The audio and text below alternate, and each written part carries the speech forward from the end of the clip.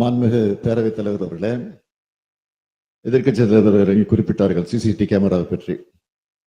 CCTV கேமராவை பொறுத்த மட்டும் உங்களுடைய ஆட்சியில், அதாவது எதிர்க்கட்சி தலைவர் ஆட்சியில் இருந்த 4 ஆண்டுகள்ல 747 காவல் நிலையங்கள் மட்டுமே வைக்கப்பட்டது. ஆனால் திமுக ஆட்சியில 831 காவல் நிலையங்கள்ல சிசிடிவி கேமராக்கள் நிறுவப்பட்டன.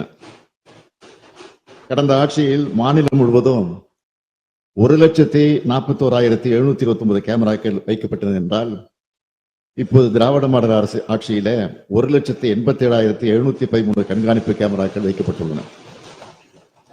இது மட்டுமன்றி கண்காணிப்பு கேமராக்களின் ஸ்டோரேஜ் கெப்பாசிட்டி அதிகரிப்பது, பழுதடைந்த கேமராக்களை மாற்றுவது உள்ளிட்ட பல்வேறு பராமரிப்பு பணிகளுக்காக 45 கோடியே 55 லட்சம் ரூபாய் அளவில் பணிகள் மேற்கொள்ளப்பட்டுள்ளது.